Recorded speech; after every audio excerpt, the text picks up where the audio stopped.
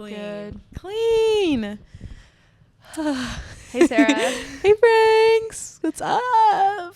Excited for another episode of the pod. I am really hype. I obviously love talking to you, so. Well, we just had a key for like an hour. So I was going to be like, how was your week? We just talked about that for like an hour off mic because that was necessary. We had the before the pod, and now we have the actual pod. Yeah. Well, welcome back to See You Next Thursday. Welcome, y'all. We've been loving all the feedback, all the comments, subscribers and the followers. Yes, you're literally so cute. We got our first hate comments on the TikTok. Shout out, you guys. Bro, I think it's so funny. Well, we're rage baiting. We're clearly rage baiting on TikTok for engagement. All the clips that I'm clipping, at least on my end, I'm just rage baiting y'all. No, literally. I don't care. We want followers. Like we want to blow up. We want our TikTok moment. We just want press passes. But if you're not following us, yes, housekeeping. We are See You Next Thursday podcast on TikTok, right? I thought it was just pod. Oh God. See You Next Thursday pod on TikTok. See You Next Thurs pod on Instagram. That's what it is. The Thurs and the Thursday. Yes. And then follow us on all those things. Spotify, See You Next Thursday podcast, YouTube, See You Next Thursday podcast, like, subscribe, comment. I love, like, literally every day I check the comments because like I love reading them so much. My favorite thing is on my commute to work, I literally post a TikTok, I look at all the TikTok stuff, and then I'm like, let me just go on YouTube, and I look at the YouTube stuff, and it's so cool to see like follower count go up or like views go up, comments.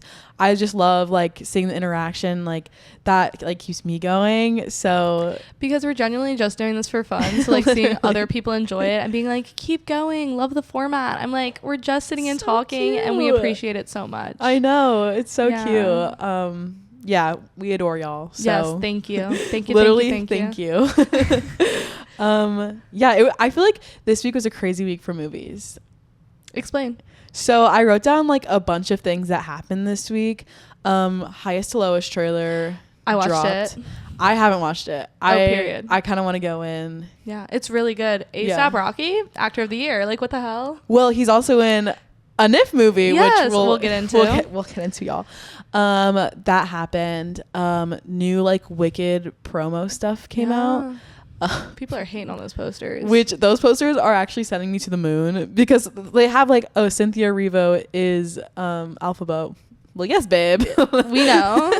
Ariana Grande is Galinda. Yeah. Well, yeah. We know that.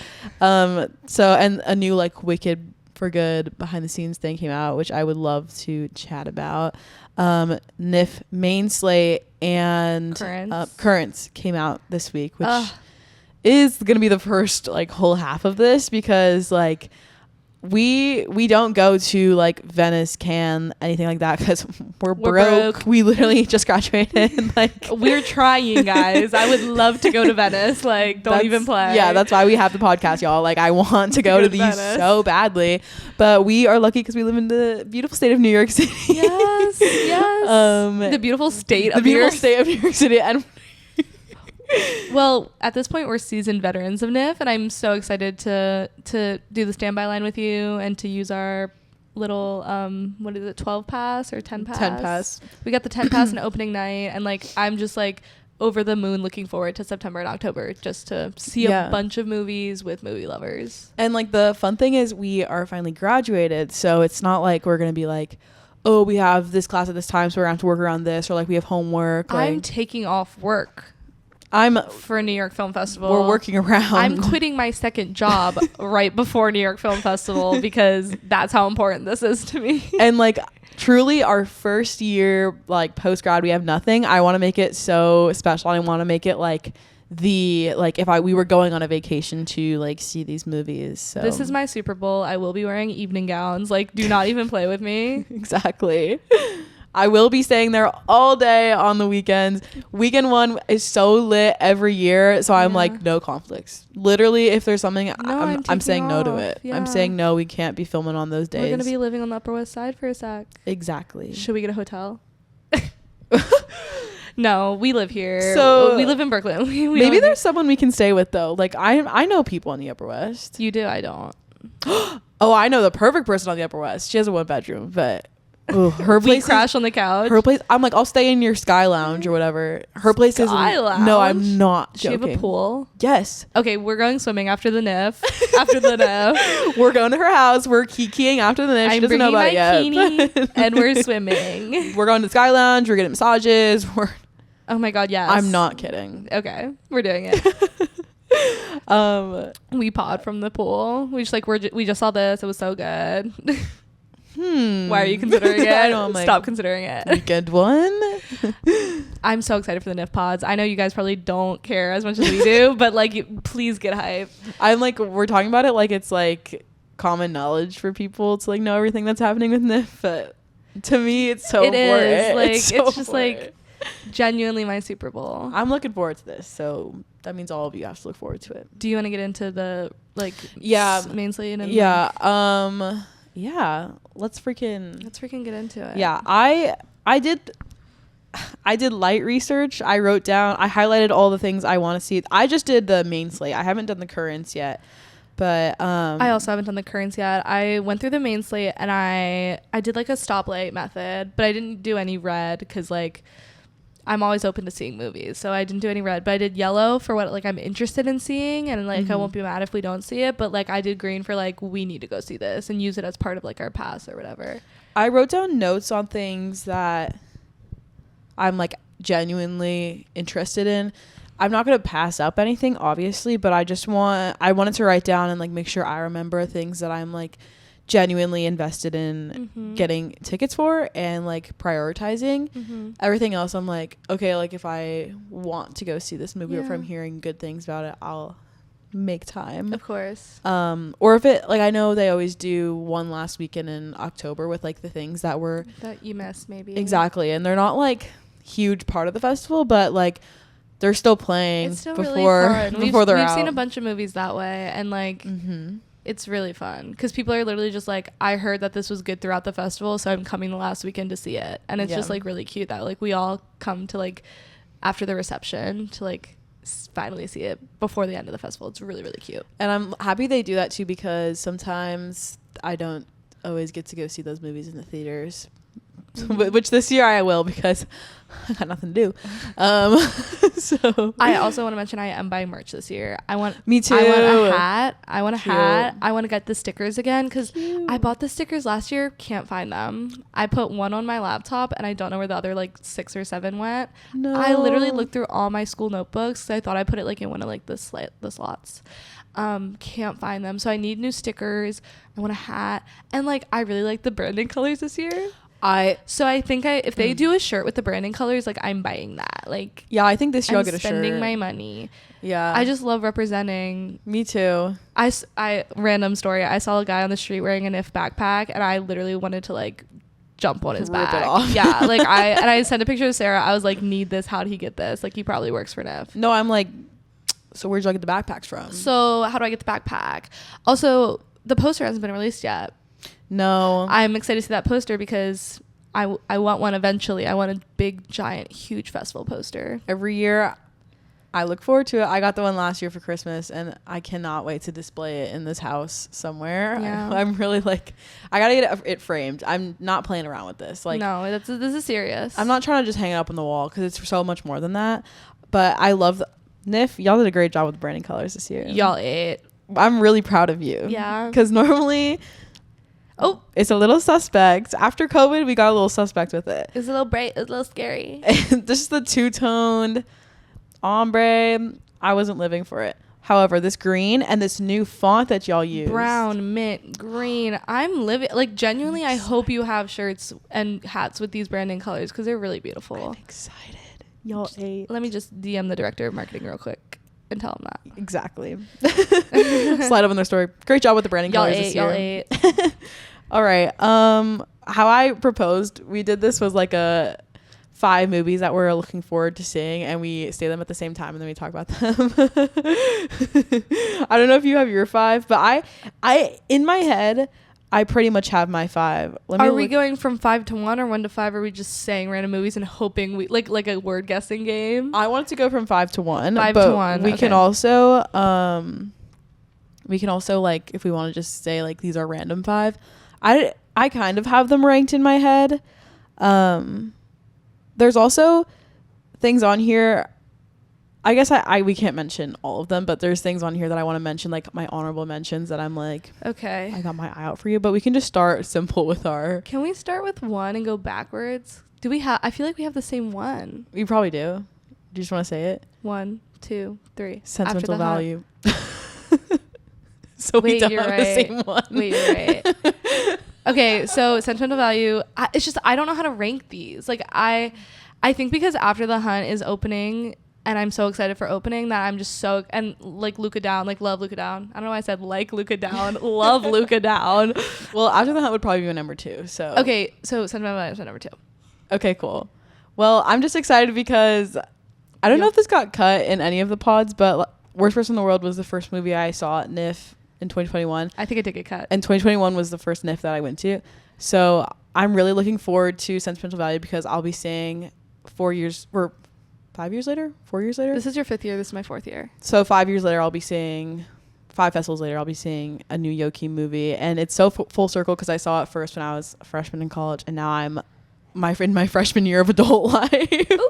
So I am like so beyond hyped. Everyone is saying like this is it. This is his magnum opus. Oh my like, god, I'm so excited. I'm really hyped, and I'm weekend 1 hoping because weekend 1 was his last one, and he has really great Q&A, so I'm really looking forward to opening. Well, I'm kind of in the same situation with Luca because I went the year after you. My first NYFF movie was Bones and All, and subsequently we've seen Queer. We saw Queer last year, and After the Hunt, I'm just so excited to see Luca again.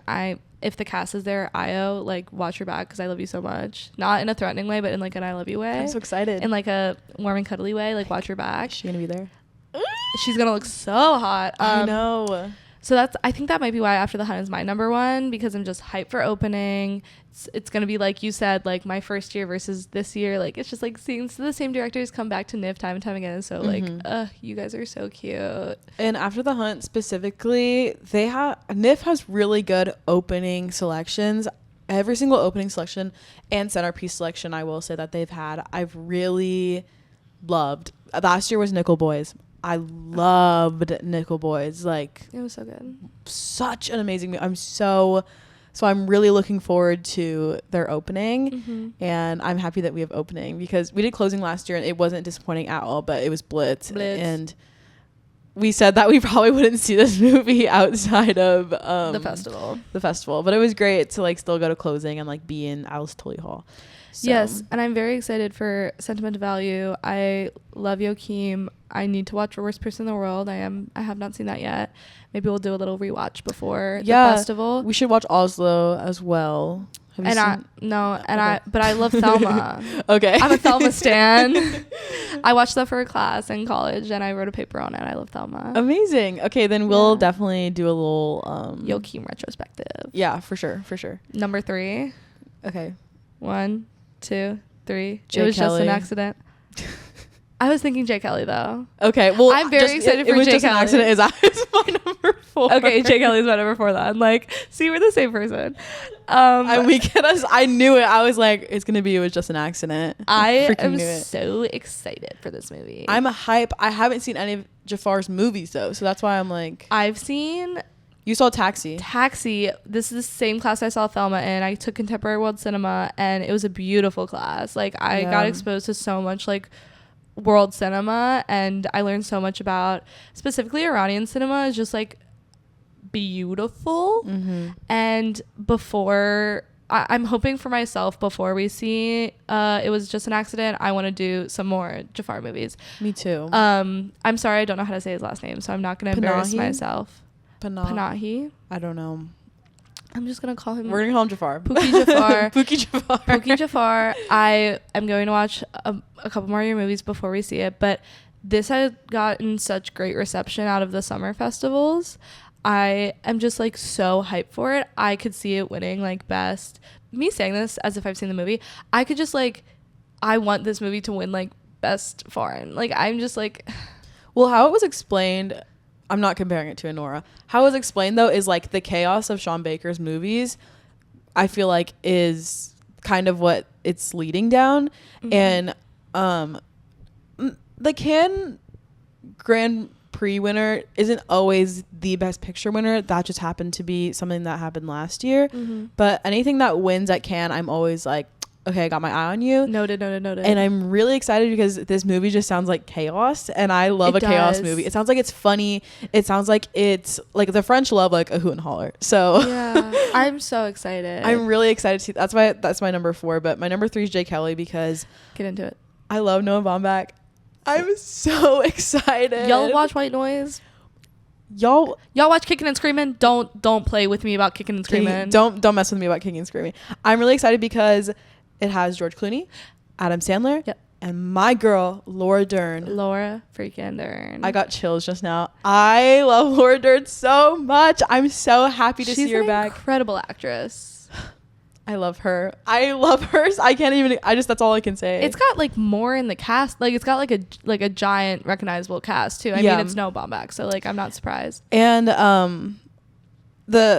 it's kind of summed up logline is a profound journey through Europe exploring life, legacy, and relationships. And sounds like a movie I would like. It sounds like I like Sounds that. like something up my alley. And so I'm just really excited because I think Noah Baumbach's one of the greatest writers of our time. Yeah. I loved Marriage Story. Obviously love Kicking and Screaming, all of the other movies. Francis Ha. Francis Ha. I forgot Francis Ha. How could you forget? Sorry, that is like your fave. No, it's okay. But I'm really excited for Jake Kelly. I haven't seen like a Noah Baumbach movie, I feel like, in a festival setting ever. No, me neither. Yeah. And if he's there, I'll be like, oh my God, King. And you know Greta's going to be there on his arm. That's what I was thinking. I was like, is she going to be there too? Like, is she going to be in the audience? Like, oh my, imagine she's sitting next to us in row A. Oh, no, let me not do that. Well, okay, so my lore is that this summer I watched a profound, incredible NBC show ER for the first time, and George Clooney is in the first 5 seasons of that. And not that I'm like the biggest George Clooney stan, but because I had my summer fling with George Clooney watching ER, I'm very excited to see, because he's like 30 in ER. Like he's so young in ER. This is in his like prime. And not that he's not in his prime anymore, but I'm excited to see him in Jake Kelly, and he's gray in this movie, and we know he controversially dyed his hair for whatever Broadway play he was in. Good Night and Good Luck. Good Night and Good Luck. He dyed his hair disgusting like poop brown with like his 70-year-old wrinkles. I just love like when an old man is gray, like just embrace the gray, because like you have the hair, just be gray. But I know that was for a play. I know that was for a purpose. But I'm very excited, like him next to Adam Sandler. Very interested in this like dichotomy. Like, well, I'm really curious. This is a little tangent. The marketing for Good Night and Good Luck really intrigues me because it looks like a noir, but it's a stage play. So like obviously I don't know what's going to be going on, but that marketing is really intriguing. However, did George Clooney direct Juror Number 2? No. Who directed Clint Eastwood? Clint Eastwood. We were so it was because we were sitting in the theater and I was like, oh, I wonder what movie Clint Eastwood directed. Bro, we saw Juror Number 2 and I was so excited because I was like, oh, Clint Eastwood movie in the theater. And I guess I never communicated this to you. No, I knew he was coming out with the movie and I should have known that it was this one. Like, you didn't know. And then I think before the credits rolled, or like while the credits were rolling, you were like, I'm so excited to see the new Clint Eastwood movie. And then it said directed by Clint Eastwood. I was like, we just saw the new Clint Eastwood movie. And that was so killer. Like that was one of the funniest things that ever happened at AMC I Link. thought it was George Clooney, but it was Clint Eastwood. So well, George Clooney, I watched one of George Clooney's movies he directed, Isle of March of Ides. Wait, don't know what the hell I'm saying right now. But it has him and Ryan Gosling. And it's like a political thriller, political drama. It was fine. But like, I don't know him as a compelling director, but he's a very compelling actor. Exactly. Can we do top 6? Top 6? Wait, okay. Let me check. Let me just do one more pass through because I have... Okay, wait. I'll do an honorable mention for number 6. Like, okay, so we'll do 5 and then an honorable mention. Yeah, I have an honorable mention as well. Okay. 1. Wait. No, I'm not ready. Got mine locked in and down. 1, 2, 3. No If I had other legs, I'd choice. kick you. That's my number 6. Oh my god. Wait, no other choice. Park Chan-wook. Okay. Let's get into it. Go first. I like that we're alternating. So I just watched Decision to Leave. Loved it. Yeah. Wish I saw it at NYFF when it was there. I also have seen like Old Boy, Handmaiden, those things. I'm really excited for this movie because it just seems like another movie full of shenanigans. Another banger from Park Chan-wook. Exactly, because the logline is, after being unemployed, a man devises a plan to secure a job. Do you want to roll that back? I need to say that again. Do you want to roll that back real quick? After being unemployed, a man decides to plan. Oh my god. Basically, a man is trying to secure a job. Not you and giving up. He says, and at the end of the logline, it says, the only way he's going to secure this job is to eliminate his competition. And I'm like, It's just another one of his shenanigans, like for real. I'm really excited though. Again, haven't seen one of his movies. I mean, no, I didn't. I was gonna lie and be like, I saw Old Boy in theaters. No, girl, you didn't. I didn't see that in theaters. This is my first Park Chan-wook, so I'm really excited. Get ready. Yeah, when Old Boy had its moment, like what was it, 40th anniversary or something recently.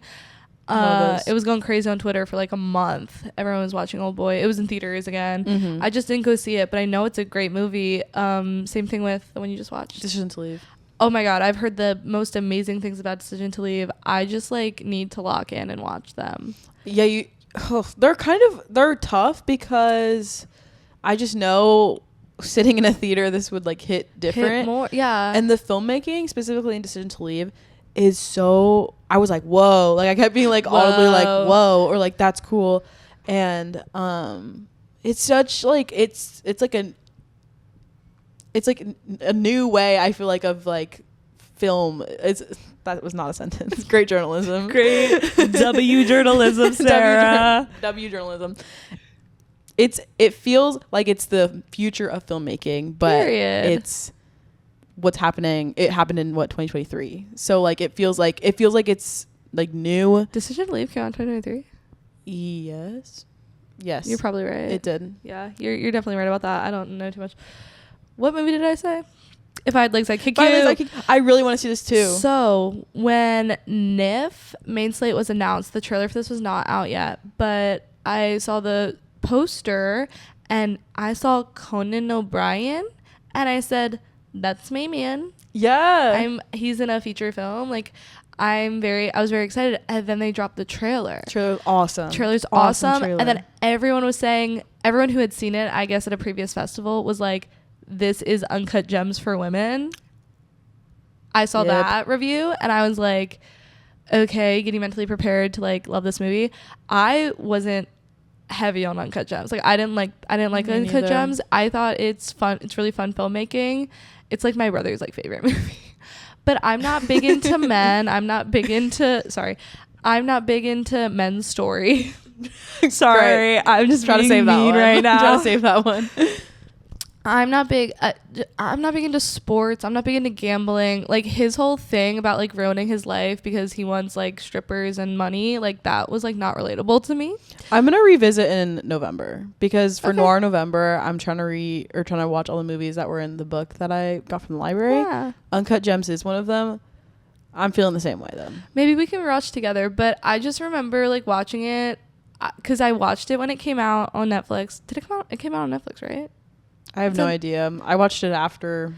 I watched it like around when it came out because my brother loved it so much. And I watched it and I was like, this is mid. And I think I was just trying to be contrarian to like what my brother likes. And then I rewatched it again with like an open mind. And I was still like, this is still mid. Not in its quality, but in my enjoyment of it. Which I think that's something we can talk about for Weapons. I agree. Ooh. For me personally. Ooh, just a little tease. But I'm so excited for also A$AP Rocky's in this movie. Okay, A$AP Rocky is killing the game, like, and I'm so excited. First of all, he's very hot. Second of all, he seems to be killing it. Like, I'm just so excited to see him in a new role. Like his music, I'm excited to see what his acting is like. It seems to be very good from the trailers, but this movie looks fun. And this movie looks like something that we would like, obviously, because it's literally just a woman like trying to navigate her life, and like obviously it's in a different like era of her life than we're in. However, I can't wait to watch this movie now as a 20-year-old, and then I can't wait to revisit it when I'm a 30-year-old. And yeah, because she's a kid in the movie, right? Yeah, and like that's what excites me about like women-led narratives, is like I'm going to be able to relate to this at one point in my life. And it's also Mary Bronstein's second movie she's ever made. So period. I'd love to see. Wait, did she do? I didn't write it down. I'm not gonna be stupid on the podcast. We're gonna do our research first. I'm not gonna be stupid on the podcast. Well, that was my honorable mention, but it could very much be like my number 5. But I'm. Can you say your honorable mention? Or well, wait, it was. That was. Oh, sorry. Yeah. Do you have another one? Yeah. There's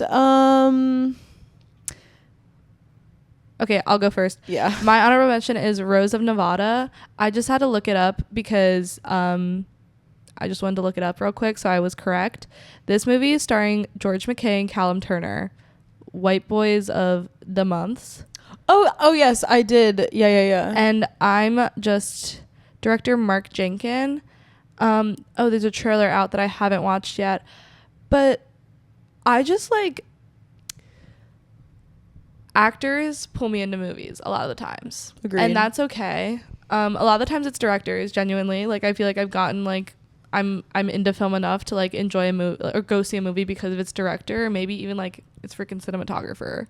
Like when you like I don't know, I'm not gonna give an example, but I don't know, I'm not gonna give an example. I don't want to it's like Luca's cinematographer and M. Night's cinematographer. I don't want to mispronounce his name. Multiprom? Yep, I'm not gonna. Yeah, like him. Like I'd go see any of his movies because he's such a great cinematographer. Anyways, Rose of Nevada. I don't know this director, but I do know these two actors, and they're both hot men. And hey, I'm just a girl, but I am like intrigued by. It's a drama film. Looks hot. And it tells the story of a fishing vessel that was lost at sea 30 years ago and mysteriously reappears in the harbor of a fishing vessel. Does that not sound fun to you? Do you not want to see fun? Like, I don't know. Like, I think it's okay for like a famous actor to like make you want to watch a movie that you maybe not watch otherwise. And that's how you get into more movies. And that's how you get into more directors. So yeah. Cool. That was my rant. I'll watch the trailer for this one. I haven't watched it either. I'll watch it. The next one my honorable mention, I guess, that I'll mention is kind of the same vein of like there's a bunch of actors in this that I like. It's called Late Fame. It's about a group of young artists who rediscover a genius named Ed Saxberger. The reason why I want to see this movie is because Willem Dafoe is in it and Greta Lee is in it. You and your Greta Lee. I love Greta Lee. I also love Willem Dafoe. And so I kind of like the premise as well. Like a like young group of artists are rediscovering like an older person, and like how he's like he reassesses himself and he's like, oh, maybe I should get back into it. So that sounds fun. I just added that to my list. Cool. Yeah, I highlighted that one because I was like, this seems fun. And I just like the actors, and maybe Greta Lee will be there. Oh my gosh, I hope Greta Lee is there. Love that woman. But yeah, I'm still gonna go through everything and like highlight and do all of that because the schedule won't come out. I don't know when it'll come out, but I just want to be ready for that. And I'm glad we got to do it on the pod because it put me ahead of schedule. Yes. I just want to say the name correctly. It's Muktipram. That's the cinematographer that has done Call Me by Your Name, Suspiria, Queer, Trap, like whoa. I think Challengers too. Like he does Luca, like a bunch of Luca stuff, and I like he's so good. Movies should be leading with cinematographers and editors and things like that. Get into it. It would make me happy because it's not like something like they're not like, oh, famous cinematographers filming this movie. Like it's like they should. I mean, that's just for us like weird film nerds though. But like when Twitter finds out who's like doing like DP for a movie, we're like, oh, this person also did this and this. This is gonna be a gorgeous movie. Well, that's why I'm like, okay, but the people actually going to these movies, I get we're trying to have like people who aren't as into film come see these movies, but like a film person seeing that, like I'd be like, game recognizes game. I would respect that a lot. But I understand it's below the line kind of thing, so no, people don't care. So that was NYFF. More movies I'm excited to see, but those are like top 5 or 6. We're very similar. Yep. We like have like all the same movies we want to see. And I definitely have to do more research on the currents. I'm excited for the Spotlight to come out. But yeah, we just hit the 30-minute mark, so sorry that was a lot of NYFF talk. I know you guys don't care, but maybe you do a little bit. I think we'll slow down on the NYFF content until we'll shut up. Yeah, until it comes out. But the reason we're here today is to talk about weapons. Woo. Woo, woo, woo, woo. Zach Cregger. I think I've proclaimed this on the pod. I am a soft horror girl. I'm not like a huge horror person because I get scared easily. I'm a really jumpy person as is. I don't like being mind fucked, to be completely honest. I think what I realized when I was watching this movie with you is when I go into a horror movie and like my friend is more scared than me, I have to be strong. Like when I was sitting next to you during Weapons, I was like, I need to be there for Sara as like a rock right now. Was I there for you in that way? Definitely. You helped relieve my tension. The whole first half of the movie, I was like this. You were scared. I was scared too, not gonna lie. I also was scared. I was just trying to be really cool about it. I was telling my boyfriend this. I don't like being scared for long periods of time. I genuinely, it's the most uncomfortable feeling ever. And I'm like, can it just be over? Like, yeah. I was genuinely like, I hate feeling like tense while I'm at the movies. I want to like have a nice night. I want to relax. I want to be like enjoying the movie. Not that I didn't enjoy it, but like that's how I was feeling in that moment. Yeah. So, you watched Barbarian. I haven't seen Barbarian. You haven't seen Barbarian. No. You should watch it. So maybe this is revisionist history or like letting it simmer with time, but I think when I watched Barbarian, I think my consensus was it's mid, but now I'm like, that was fun. Like looking back at me watching it, what I remember is the fun stuff. So I think you'd enjoy. I also think I'd enjoy Barbarian, and I don't know where to rank it next to Weapons, like which one I like better, because I think I should rewatch it, but I didn't have time to from seeing Weapons to recording this pod. It's really hard to compare the two as well because one was I think he said a $4 million budget and the other one was Weapons a $40 million budget. That's crazy. Yeah, Barbarian does take place in like one location, minimal cast. I think it's like a COVID movie basically. Yeah, I literally think it's a COVID movie. I saved a tweet about Weapons because he wrote this to process his grief with a friend. I watched that interview. It was it's on Twitter, but it was really good. I mean, it probably is from the interview. Yeah. Let's be completely honest.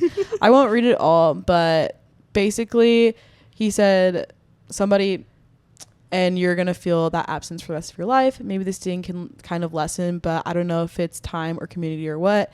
I don't think making a movie has exorcised any demons.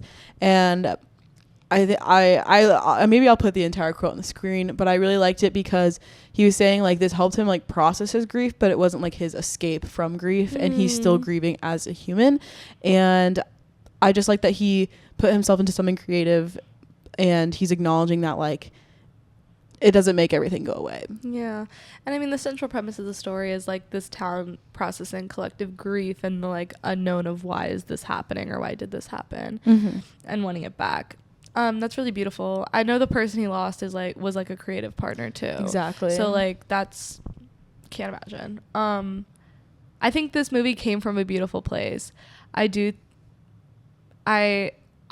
the hype surrounding this movie before it came out maybe made my expectations a little high. Okay, we're gonna get into it. Are we getting into it? Spoilers for Weapons. Oh yeah, okay, guys, this is not a spoiler-free pod. You guys know that already, but we're gonna be spoiling the entire movie. So if you haven't seen the movie, don't want to be spoiled, bye. But come back. Wait, can I just say one thing? I think you can. I don't sometimes, but sometimes I do. Sometimes like getting spoilers, but then still seeing the movie.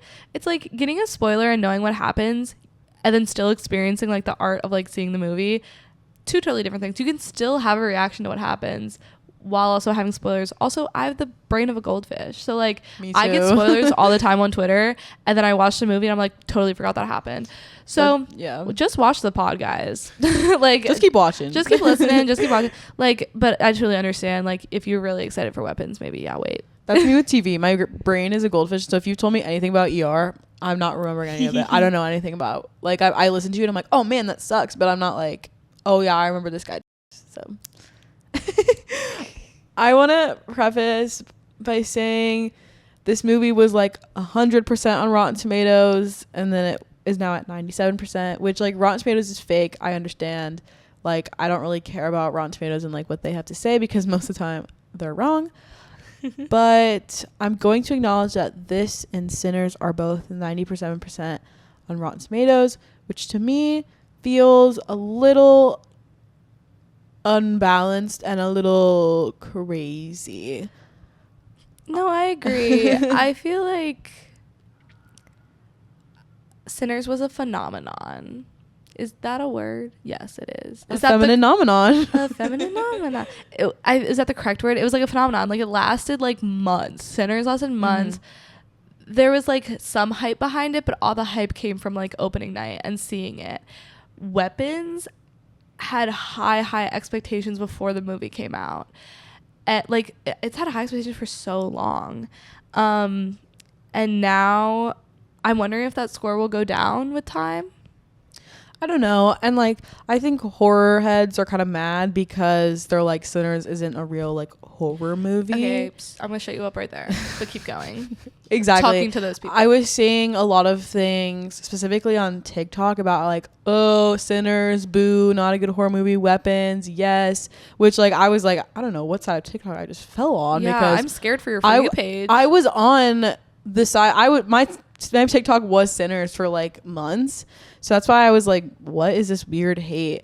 And like, to me, I don't know, maybe this is not true, but to me, it just comes off as racist. You don't like Sinners because it's a black story, and it's black culture at its highest level. And it's something otherworldly compared to Weapons, in my opinion. No, literally comparing, we talked about this last pod, comparing movies is so very hard, but just like comparing Sinners to Weapons, it's just like one's deeply rooted in like this rich culture versus Weapons, a story about a witch. Yep. And like a random town in Pennsylvania. Obviously kids being a is like a really sad thing. Scary. But like it's just like these are two completely different. Yeah. They're completely different in my opinion. And the fact that they're at the same Rotten Tomatoes score, again, like Rotten Tomatoes doesn't matter, but like that like does not sit well with me at all, because I do think Sinners is much bigger than just a horror movie. And Weapons is a horror movie. I'm going to say it. Weapons is a horror movie, but it also it was a horror movie. But it's also very funny. And I don't know, maybe I was expecting more from its horror. Yeah, I think I like that Zach Cregger kind of, he does I heard he does the same thing in Barbarian. I haven't seen it, so maybe I'm misspeaking, but it's like scary first half, and then it like kind of transitions into comedy. And I liked that this also, like, by the first half I could not literally look at the screen because I was so scared, but then towards the end I was like just watching like, oh, okay. Yeah. Because it was like funny. And I think the last chase scene is so hilarious, sick. It's so sick. Good. I loved that. It's a great cathartic ending. Well, actually, we did talk immediately after the movie that like the end narration was a little weird. The narration in general, let us know in the comments. In your theater, did your audio mix sound awful for the opening narration? Because our mix, I could not hear what that little girl was saying. I don't know if it's supposed to like be like that for a reason, but I literally could not hear, and I was like, this mix is awful. Yeah, I couldn't tell if it was the movie or our theater, but it got better, thankfully. Like about like 30 minutes of the movie, I didn't have any trouble with audio, but that such an interesting way to start the movie with a child narrating, just from that perspective, I guess. This also like isn't gonna be a sequel or prequel to anything, I found out, so Well, you at the end of the movie were like, there's going to be a sequel, right? Because of the way the narration drops off at the end. And I was like, what would the sequel be? It just ends though. So that's why I was like, oh. And like that's what I think that's what everyone's talking about is like it doesn't stick the landing, the third act, whatever. I think the third act is really fun. I felt really unsatisfied as a viewer being like, oh, this is just going to end. Like we don't get any like nothing, like it just ends. Yeah, because the chase scene is cathartic, but then there's no resolution, like maybe tonally, like it's not like shown, which I guess you don't need to be shown like, oh, everyone's getting better, everyone's fine. It is interesting that they say like some of the kids even started to speak. I think that might be like her last line. Yeah, but it's also like, okay, like that's how I felt. I was like genuinely like, okay, all right, great. So anything else? Like, did you like how the story was told in chapters? What the chapters it was told in? Did you wish you got to see a different perspective? Did you like the order of the perspectives? I think the chapters definitely makes it a little bit longer. The pacing definitely for me, I was struggling a bit. It's maybe just because the first act is so long and the first two perspectives are longer, but it dragged a bit. But we were talking about it on the way home too. I don't think there could have been any perspective left out, and I don't know who else's perspective they would add. People were talking about wanting to see Gladys's perspective, but I think that would have been weird. We don't need to see that. Yeah, we get like you need to be removed from like the antagonist perspective. I feel like that wouldn't add anything. No. I do agree. I feel like Justine. It's all good. All good. Jesus. Justine's perspective. I was thinking of Jeanette McCurdy. I'm sorry. I really want to read her book. It's on my mind. Justine's perspective did feel like really long, but she is like the first one, so it makes sense. You need a lot of world building in that perspective. Is the second one the cop? No, it's Archer. Okay, that's what's really interesting because we immediately go to this perspective that's like you wouldn't expect. Yeah. I didn't know, like when Archer came up on the screen, I was like, who the hell is Archer? No, I was like, what's this? But this then name? we love Archer. I love Archer. I love him down. Yeah, Archer became like our fave character. And then it's the cop. Paul. I think this movie has some really interesting commentary on police. Okay, in conversation with Eddington. Yeah. It's really, really funny. But and then I think as the story goes on, the way the story is told through perspectives gets more and more interesting because then we go to the principal's perspective, which we're like, he's a freak show. How did that come to be? The crackhead. What was his name? James. I was gonna call him by his actor's name is Austin. I didn't remember his name. James. Shout out Austin from Euphoria. Yeah. I recognized him right away. I said, that mofo was in Euphoria.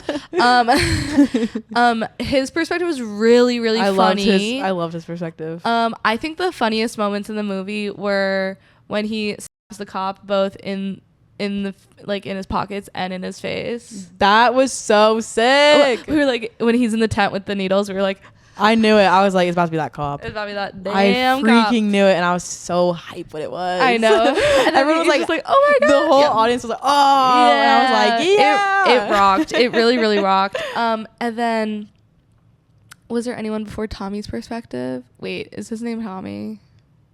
I don't remember his name. We're so bad at podcasting, bro. W journalism. We'll go into the letterbox. I'm sorry, guys. It was a long week for both of us. Like, just give us some it was Alex. grace. His name is Alex. Where'd I get Tommy from, bro? Little Tim Alex. Okay.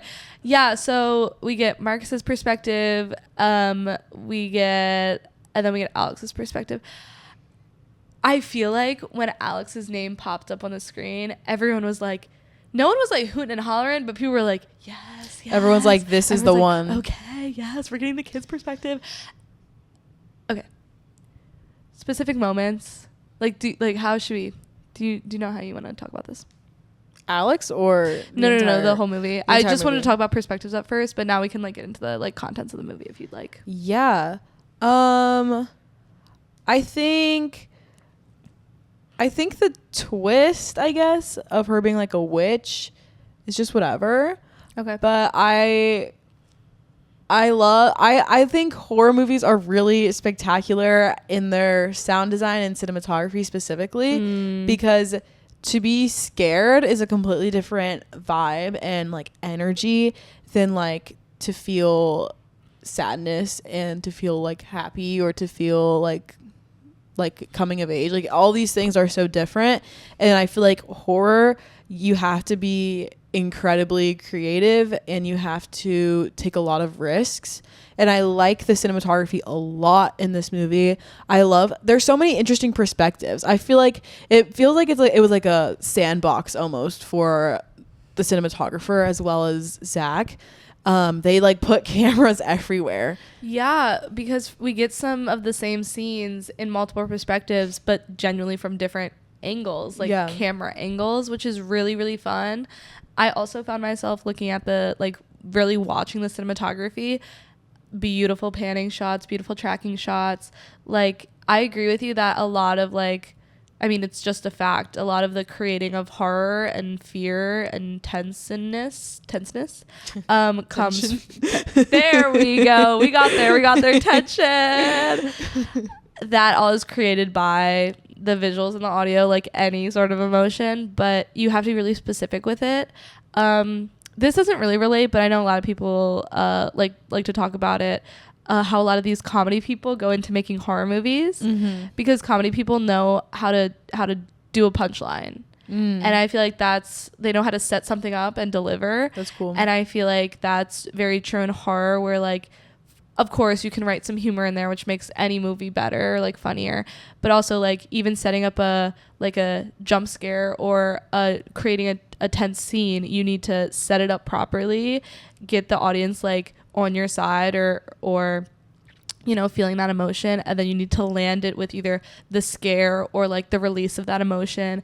And I think that's really fun. But yeah, and then sound design wise, you love covering your ears during this movie. Yeah, well, I go from covering my eyes to covering my ears because normally it's just the sound that scares me. Yeah. But I also was covering my eyes because I was like, I don't want to see what happens. So I'd go here to like. For me, it was more of an elbow thing. We were sitting to the right in the theater, and I was kind of shielding with my elbow because I wanted to see it, but I also didn't want to get jump scared. I don't like jump scares. But yeah. Did we talk about the score? The score's kind of lit. Oh, the score. That's what I mean. The score in this is that's what you mean by sound? I guess that's what I mean by sound design, because I thought the mix was a little... The mix was wonk in the beginning. Off. But there was like some freaking techno beats in there. The score is so sick in this. It's like... Challengers-esque. It's like Challengers, but then there's like the classic drums, and then there was like African modern drums. Like I was like, why am I about to do a Horton right now? Literally modern dance drums. We clocked that. We were like, okay. And like I think the score in this, I'm misspeaking because I'm such a soft light horror person, but the score in this, I was like, I've never heard a score like this for a horror movie, and I thought that in particular really stood out to me in particular as a like film person. I really admired the score and like respected that. Yeah, I remember like multiple times I would just start like dancing in my seat because the score was so fun. Yeah. Even if like it was like a scary scene or like a chase scene or whatever, I was like jamming. It came at good times too. Yeah. It wasn't like just like, sometimes I feel like with horror movies the scores are kind of just like there, but this felt like it was actually like a lot of like violin. Like this didn't happen, but normally it's like a lot of violin or like when they're like getting scared, and I'm like, this just was fun. Like ambient noise. Like this had risers. Percussion and like was moving. Yeah, risers. Yeah. A gripe I had, like, I guess not really cinematography wise, but like this movie, for at least the scare wise, I feel like it just, whenever it got dark, I knew it was about to be a jump scare. Like I would love to like be scared in broad daylight. Like am I Am I making sense right now? Like, no, you are. You know you are. Because like when I was watching the movie, it was like there would be a scene, and then the next scene would be like at night or in a basement, and it'd be lit, I guess, fine, but I just like couldn't see anything, and I knew it would be like it's about to be a scary scene, and I was just like, okay, like now I'm bored because I'm expecting it. It didn't avert your expectations. Yeah, and like I would love to like go into a scene like not knowing that I'm about to get jump scared. Yeah, because that's how you really get me, and I don't like jump scares, but I do want to be surprised by what I'm watching. Yeah, I definitely felt the same way. Like I was like, okay, it's dark. Now I'm gonna be scared. Yeah, now it's time to be scared. Like that, I know. I was like, and then that's when the hand goes up. That's when like, yeah, exactly. Yeah. I think one of my biggest what the freak like moments was Archer's dream. Okay, let's get into it. Girl, what is this scene? I don't understand it. Are you talking about the entire dream or just the AK? Just the AK with the 217. Okay, well, I had the same thought. I think we looked at each other in the theater when this happened, and we were both like, AK in the sky. We were like, what the? Word der ferg, literally. But then I saw someone on Twitter describe it as Lynchian, and then I was like, wait, you kind of got my ass because, and oh wait, I also bookmarked a tweet. I don't know, man. What great journalism we do. I saw a tweet. Let me read it to you on the pod. Let me read it to you on the pod. No, I saw this tweet and I was like, wait, you kind of ate. Okay, so Cregger actually said he doesn't really understand the meaning of the dream and he doesn't know why he put it in there, like specifically the floating above the house. And this tweet is just like, I think Cregger not understanding the meaning of the floating weapons and putting it in his movie anyway is actually really cool. And it does, once someone described it as Lynchian, I did also have to like take a second and think, and I was like, yeah, like truly, like that was a moment where I'm not trying to compare it to Sinners at all, but I guess that could be another moment, like how Sinners plays with form in that one specific scene where like the walls burn down and we're like no longer inside the movie. We're in like another world for a minute. And like this dream logic or this dream state we're in Weapons when Archer has his dream and this AK is floating above the house. It's just like, because someone else described it as like dreams don't make sense. That's true. And so when you have a dream in a movie, it makes sense for it to not make sense. And like I'm starting to come around on it. I do still think it's hella goofy and it looked wonk, and the 217 like neon light like blaring out of the sorry, you have to beep that was really weird. But like it was a dream. This is just him getting information from his subconscious. And like whenever someone's like, oh, it's just Lynchian, I'm kind of like, wait, it kind of is Lynchian. Because I watched Twin Peaks. And Twin Peaks is so dream logic, so like freaking everywhere. Like you don't know when you're in a dream and when you're in real life. And I think that's really fun. I'm not the expert on Lynch, by the way. I haven't seen a lot of his movies, but I just thought that was really interesting. It was Goof City though. It was a little goofy. Like I was like, I get where people are coming from. It's just a little goofy. It took me out of it a bit. But how else do you? I guess thinking of it as being left out and just having him arrive to the house and not seeing anything, like not panning up and like seeing anything above the house. Like I guess that's also fine. But I guess he needed to know that the children were being weaponized or whatever. Oh yeah. Because like there are no like guns in this movie. Genuinely, like there's no like actual like rifles or weapons other than like the potato peeler and like the needles. Cool. But like the purpose is like this witch is turning these people into weapons. So I guess dream logic doesn't make sense, but it looked funk. Yeah, I get it. Yeah. Sorry, I went on a tangent just now. No, I just needed to let that out. It just took me out of it. It made me laugh, and that's when I was like, this is unserious. Yeah.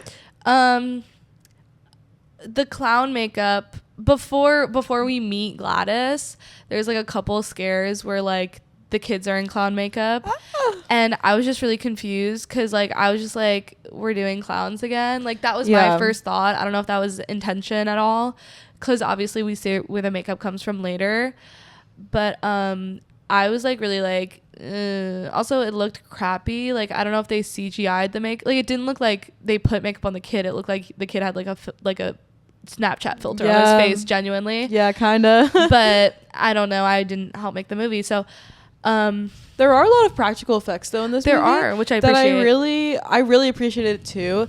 And it's just not something you see a lot, especially in horror now. I love practical effects. I know, I really liked it. I think all of like the effects with like the eyes and the skin and the makeup looks a little goof, but I liked that it kind of was bad. Like, well, the first time we see Gladys, she's freaking scary. It's when she walks into the principal's office, right? Yes. That's when she has like she's like I was gonna say caked up, but that's not the right word. She's dragged down. This caked queen, up, dragged down. Guys, this queen. So there's this queen. She has united the drag community. I have not heard anything from Drag Race Twitter in a minute because Miss Gladys is coming. I don't know. Like, I like the idea of like an old person. Wait, Rapunzel, Tangled. Oh yeah, Mother Gothel. So I had this like realization. I love how that happened. I had this realization the other day. I was like, she's kind of low-key giving Mother Gothel because like she's aging and she's stealing these children's souls to like give her life. Yeah. When you're so busted, you need to steal children's souls. When you're so busted. When you're so freaking chopped, you need to like soak up their souls. Anyways, she's having like a little Mother Gothel moment. But I think that doing that instead of doing like clown or even like her being a witch. I don't know. I'm still like grappling with that. I just don't like that that's like the big twist of it all.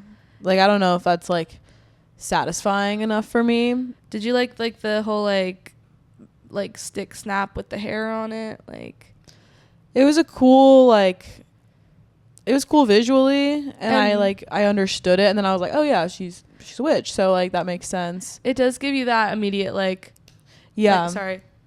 Wait. I can't do it. It does give yes, it gives you that immediate like snap where like and the person okay, I forgot about the bell, you're right. I like those audible sound effects though that like signify. But again, like I just think her as a villain, I think like I don't know, I get it, but it could have been a bit people were explaining this as so scary, so I was like, okay. The scariest she was to me was the first time we saw her with the makeup. The time we see her like in her room with like her 3 strands of hair braided with no makeup on. Ooh. That threw me back to Barbarian, and it felt like it was a similar antagonist or whatever. But I haven't seen Barbarian in a minute, so that might be completely off. But like I just got reminiscent of that.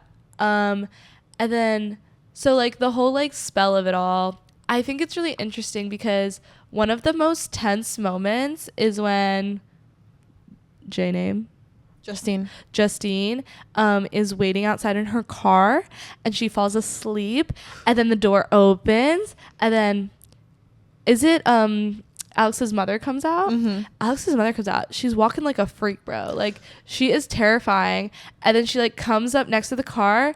And then she goes out of frame, and all we hear is the door opening, and everyone in the theater literally gasped. We all were like, freaking out. Like, literally, what? Like, she's gonna sit next to her in the car? That's the scariest thing. Like, we were just, like, freaking out for no reason, bro. And then the scissors.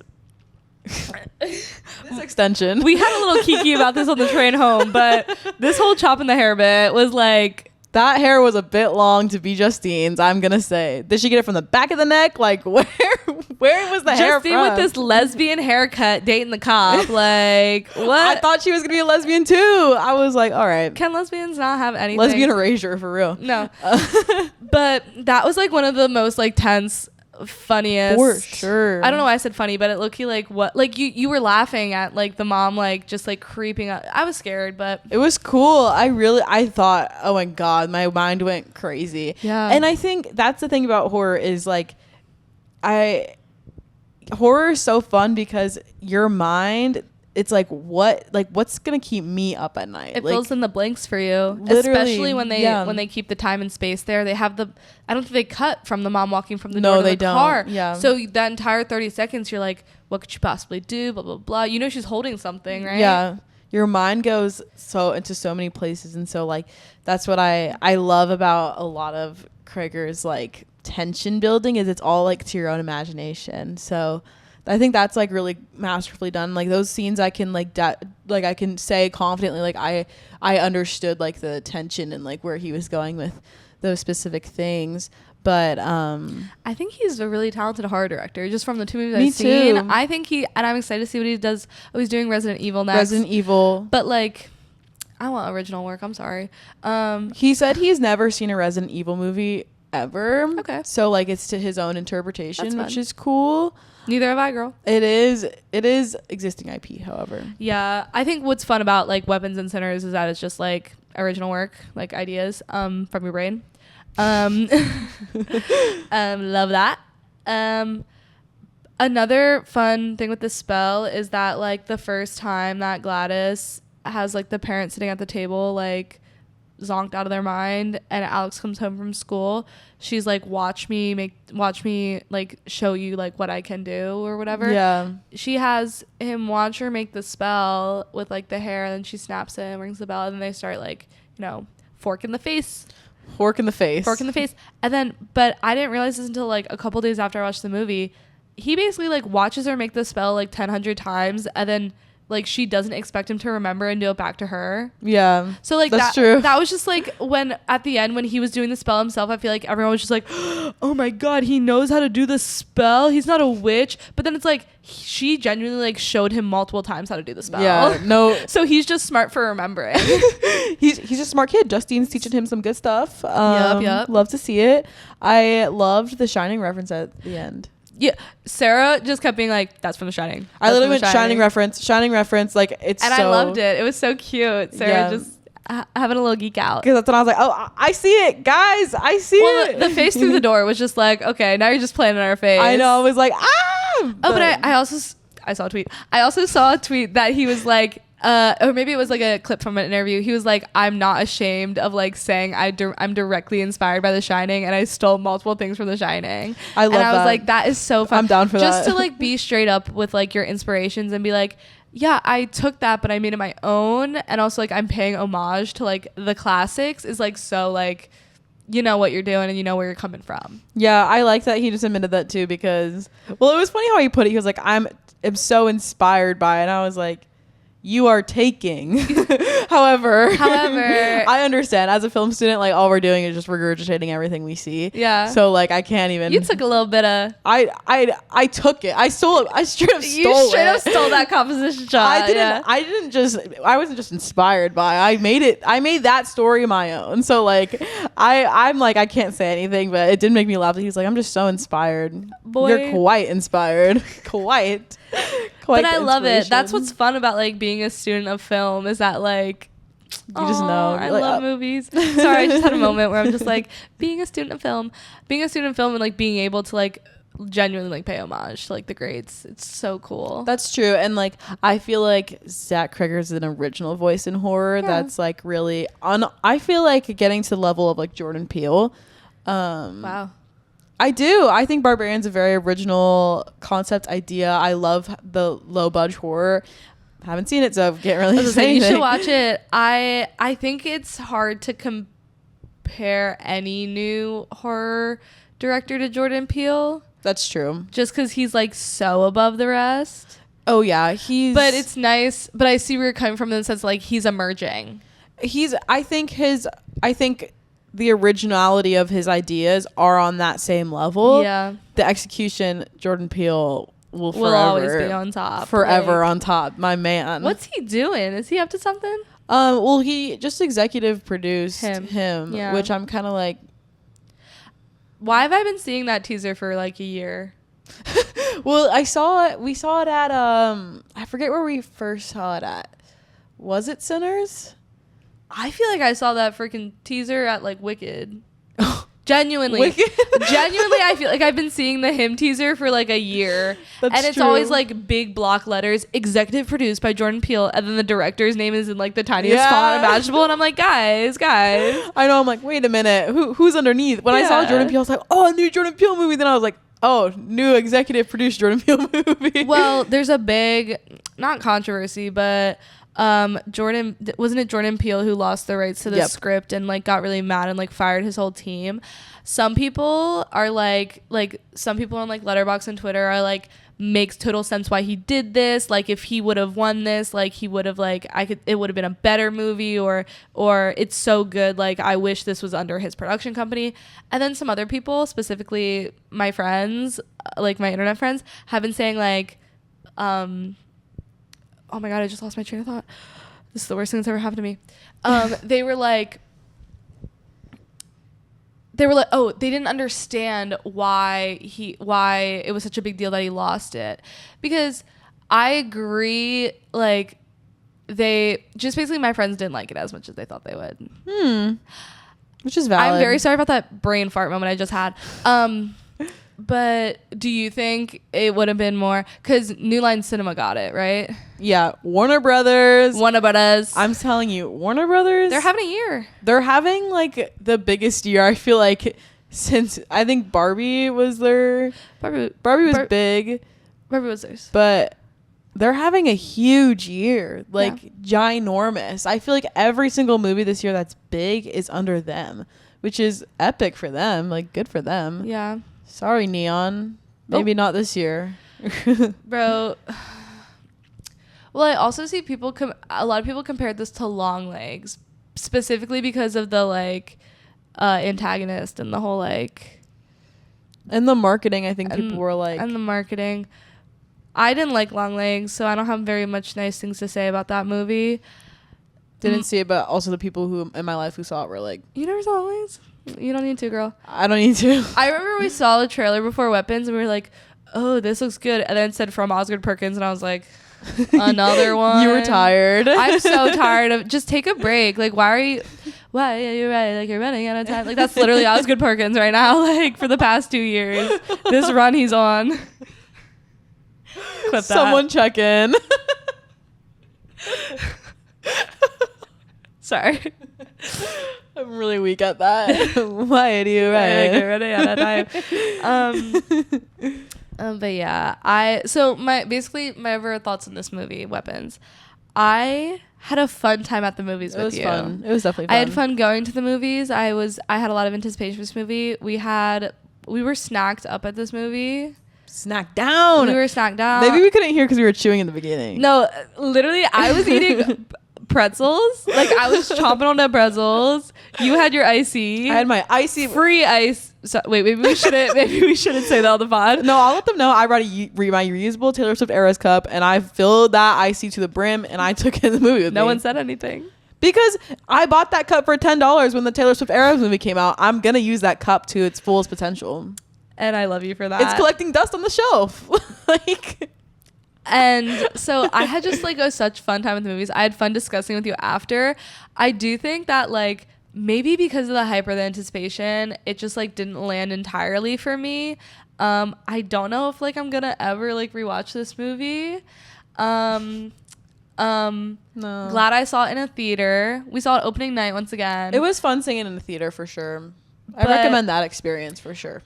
I gave it like 3.5. I think it's like pretty like mid or high, like higher mid. Mid or high, higher mid on like my rating, but it's like pretty. We're just having such a good year. There are so many other good movies out there. Love you, Zach Cregger, but how I kind of feel is like everyone loves to be like, oh yeah, this is awesome, but like I truly can't see this being in my top 10 for the entire year. Yeah. And like I think same goes for Superman, Fantastic Four, not Sorry Baby. Sorry Baby's different. Sinners, definitely in the top. Most of the other things I've seen this year though, I can't imagine it staying in my top 4 or top 10 to be completely honest. Even this movie. And like people commenting things, I'm like, this isn't going to be in your top 10 at the end of the year. I think for a lot of people it is. A lot of people are like delusional. I think I wanted to say this because this is how I feel. I think a lot of people, especially in this day and age, especially with film Twitter, especially with Letterboxd, you have to love the movie or you have to hate the movie. And like, I feel like I come out of movies wanting to have a definitive opinion of like when I immediately got out of Weapons, I wanted to be like, I hated that. But the truth is I didn't. I had a great time at the movies, but it didn't like check all the boxes for me. So I'm and like, it's normal for me to give a movie 3 or 3.5, and that's not a bad rating. But I feel like especially on like Twitter, you want to be like reactionary to the point where it's like, this is the best horror movie of the year versus this is crap from a toilet. And like, I'm trying to like not do that. I love being a hater though. It's like so much fun. And I was having a lot of fun like just being a hater on Fantastic Four. That movie I had a lot less fun seeing though. But I think in this day and age, it's really easy to fall into the extremes. Yeah. And I think it's okay to like sit in the middle and be like, I had fun, but it wasn't the best movie ever. I do too. I feel like also like just make more mid movies as well. I don't think everything has to be a banger to be like, not everything has to be your next like magnum opus. Not everything has to be your like best film. And like, this is Zach Cregger's second movie. Literally. So like, again, like I think he's going to be one of the new like faces of horror, which is like great. I think Ari Aster is a great example of this. Ari Aster is making movies he wants to make, and he's just throwing money at them, and people are throwing money at him. And I love it. Like especially keep making mid movies, original ideas.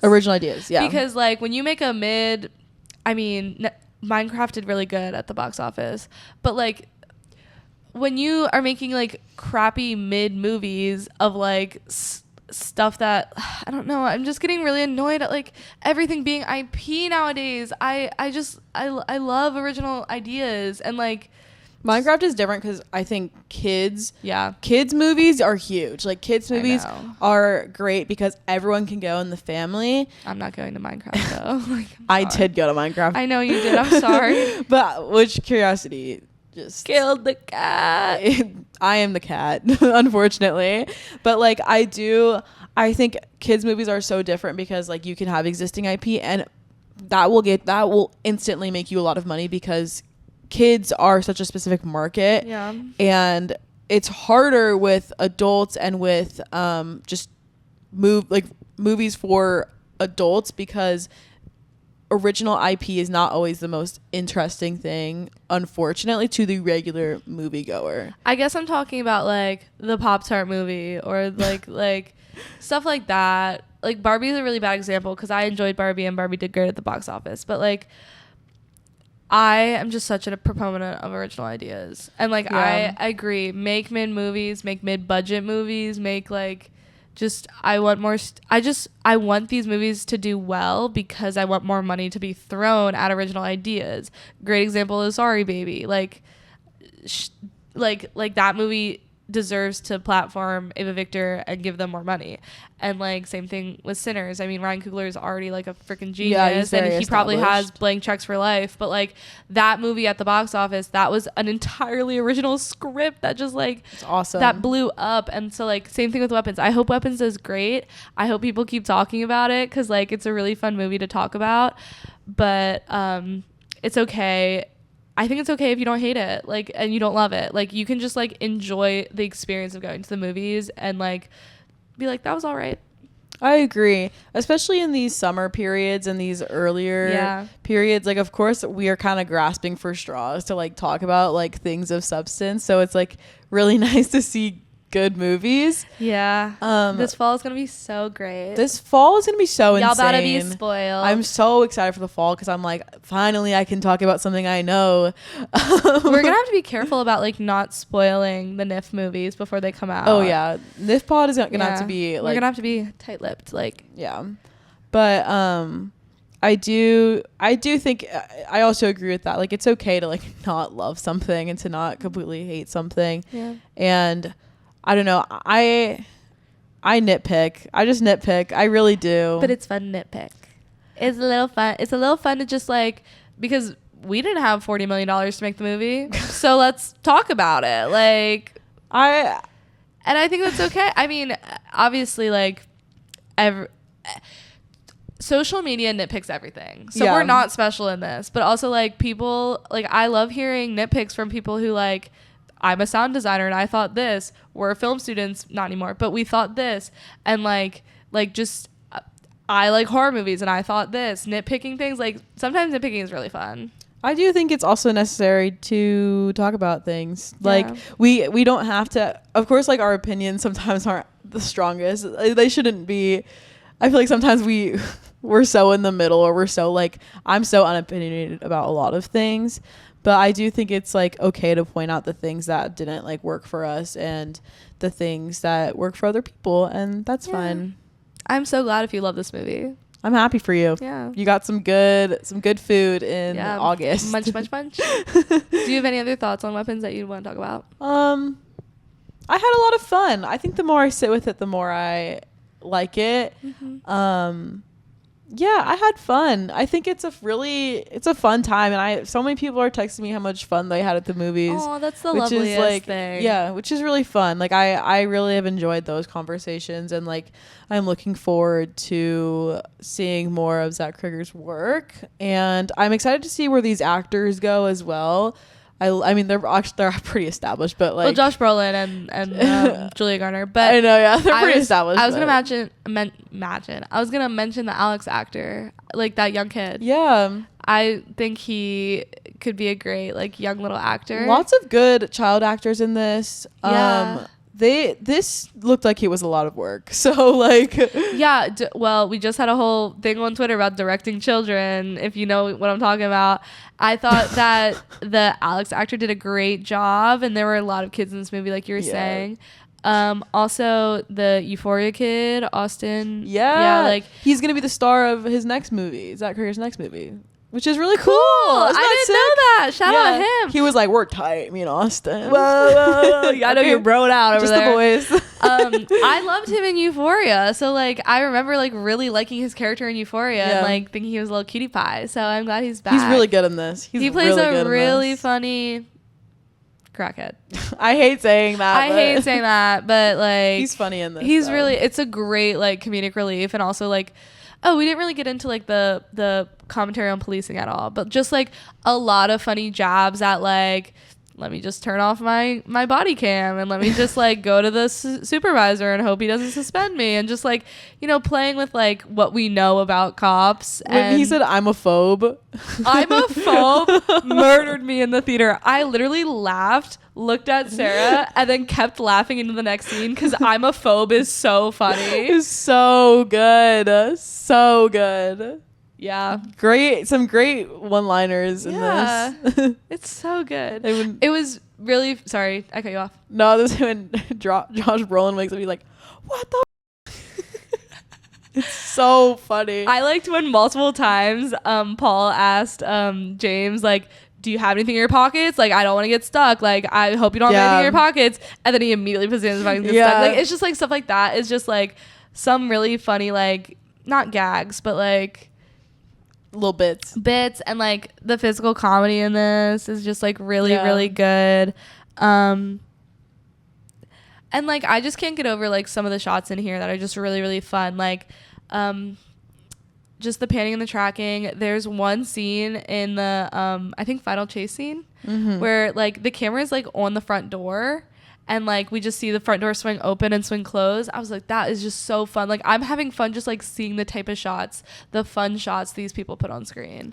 That end scene will stick with me. It was so fun. I love the chase scene. So funny. So good. And, like, that feels like an ending in itself right there. I honestly would have been happy if it just ended right there with no narration at the end. That's so fun. Fun. And, like, it kind of reminded me of The Substance in a way, how, like, all this, like, energy at the end, and then there's just this big, like, huge ending. Yeah. It reminded me a lot of The Substance.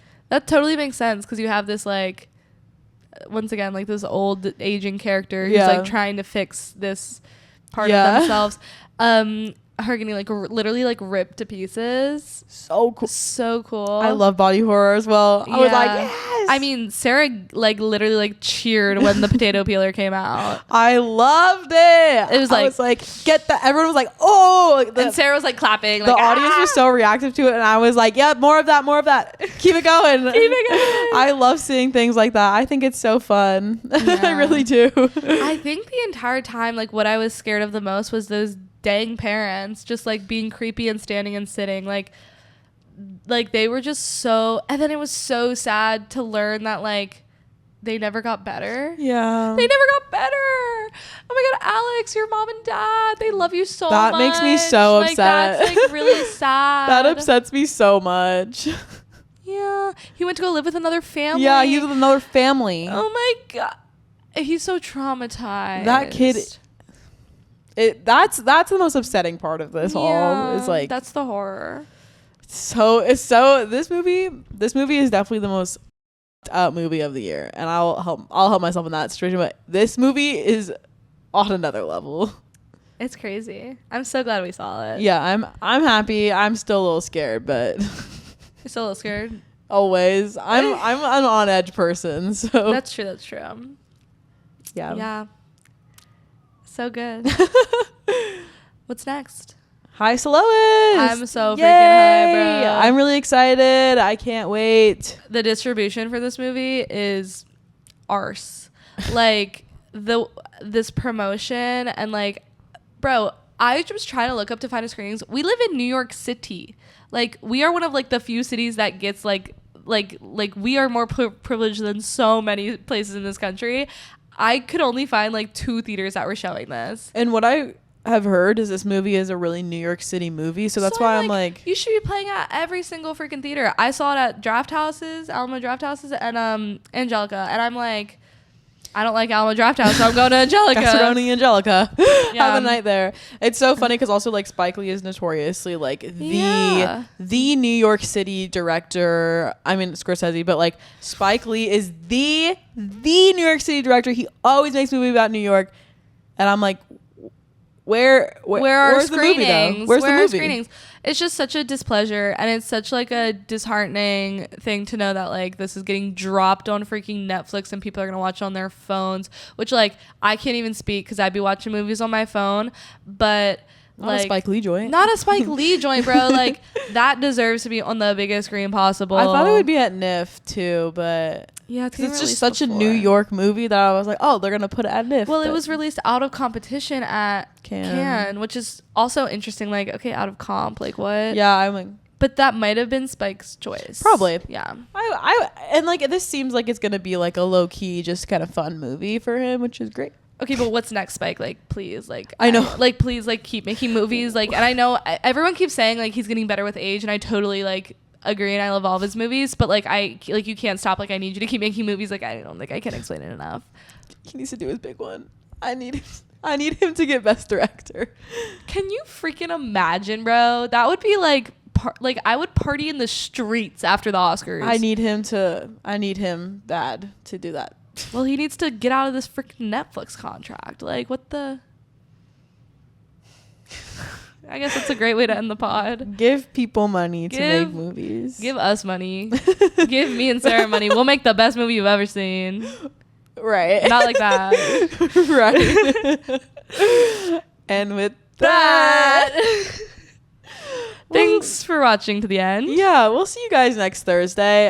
Don't forget to follow us on all social media platforms as well if you would like to just keep up with us. We love reading your comments. That's like my favorite thing. Yeah. So maybe drop a comment like what you're most excited for the rest of the year. Yeah, that's a good one. Or like once again, anything you want to hear from us. We're totally open to taking suggestions. And I hope you like my new haircut. Yes, hope you noticed that. Yeah, did you guys notice? Drop a comment, yes or no. Have a great week. Yeah. Wait. Bye. Bye. So cute. The way it's just gonna end.